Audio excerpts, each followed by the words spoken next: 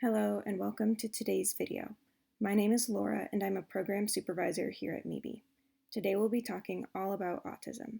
We'll cover its definition, its causes, and the characteristics commonly associated with it. Autism is defined as a neurological disorder characterized by difficulty in social interaction, communication, and restricted or repetitive behaviors.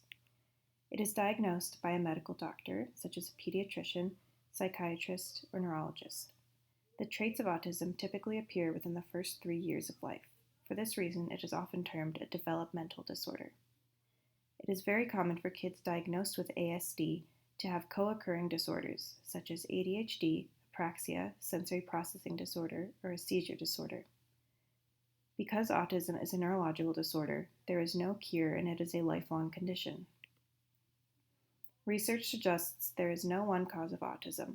While there is still much to be discovered, researchers have identified genetic, biological, and environmental risk factors, which may increase the likelihood that a person will be autistic. Some of the factors that predispose a child for autism include certain genes, having a sibling with ASD, some medications taken during pregnancy, and advanced parental age. Let's look at one more definition before moving on.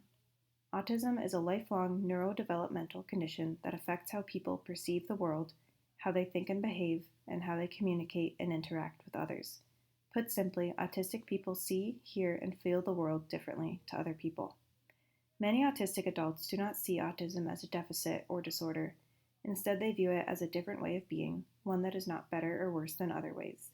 Viewing autism as an identity and a way of being, instead of a list of criteria in a medical text, can be important in reducing stigma and increasing acceptance for autistic people. Now let's talk about the characteristics or traits commonly associated with autism. Because autism is not a disease, we use the word characteristic or trait instead of the word symptom when describing commonalities associated with autism.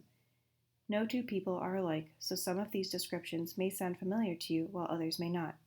The main characteristics of autism involve differences in sensory sensitivities, language development, social skills, and behavior. Sensory differences can be present in each of the 5 senses. For example, certain types of light can be too bright, or there could just be too many visual things to take in, making it hard to focus on the important details, like in a Where's Waldo book or an I Spy book. For sound, maybe a fan is too loud, a balloon popped suddenly, or there are just too many sounds in the environment. Too much verbal direction can be overwhelming as well. Imagine sitting at a table in a restaurant and trying to focus on a conversation, but you can't because there is just too much background noise. Certain touch and tactile sensations may be unpleasant, such as some textures of clothing, wet or sticky things, or certain temperatures. Pain tolerance can also be affected, either having a very high or very low pain tolerance. Smells can be overwhelming and often interact with certain food sensitivities, since smell and taste are closely related senses. Many kiddos on the spectrum have food intolerances, having to do with taste, texture, look of the food, or some combination of those. Some may prefer the same flavor profile over and over. Others might love variety and intense flavors, like spicy food. Language development and communication styles may differ as well. A common speech disorder that co-occurs with autism is apraxia. Apraxia is when the brain has difficulty communicating with the muscles in the face and mouth to be able to accurately produce the speech sounds. In this disorder, the child knows what they want to say, but they're unable to accurately form those sounds. Children on the spectrum may experience delayed speech development. Echolalia, or repeating words or phrases exactly as heard, is another common language feature. Using sign language, pictures, or a device are some ways autistic people can communicate without using speech. Some other differences can include scripting, which is repeating lyrics or dialogue from shows or books, having differences in the rhythm or tone of speech, and difficulty controlling volume. Speaking honestly and bluntly when communicating is also a common feature. When talking about differences in social skills, it is important to remember many social norms are specific to a culture. For example, while eye contact may be expected in many Western cultures, it can be considered rude in others. One difference could be personal space, maybe giving too much or not enough. Having unexpected reactions to others' emotions is also common. This doesn't mean the autistic person doesn't have empathy or feel the same emotions. They may just express it in a way that the other person doesn't understand or expect. There may also be difficulty understanding sarcasm and figures of speech, as well as taking things literally. We shouldn't only expect autistic people to communicate how neurotypical people do. Instead, we can also communicate in a way that works for them. For example, speaking clearly and directly if you know the other person understands best that way.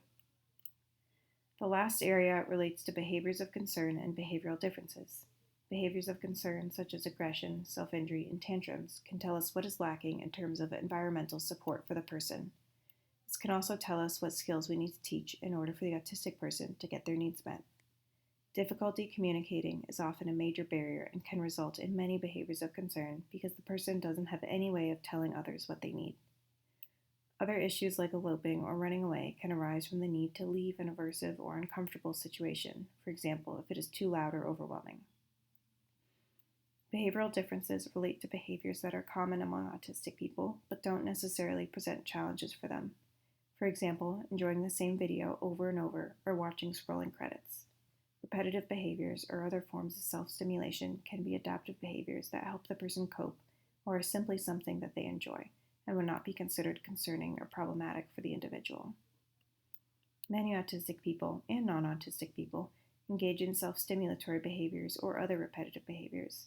This is often referred to as stimming, which is short for self-stimulating. Why do people do this?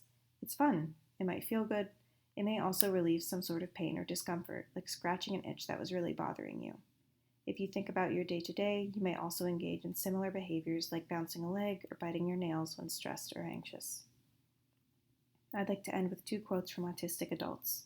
The first is, "Different, not less." The second is, "If you've met one person with autism, you've met one person with autism." Each person on the spectrum has their own unique strengths, challenges, and perspective in life. Recognizing and supporting each person's abilities can lead to greater understanding and acceptance for autistic people. Thank you for taking the time to watch this presentation. If you have questions about ABA services at MeBe, please contact us at the information on the screen.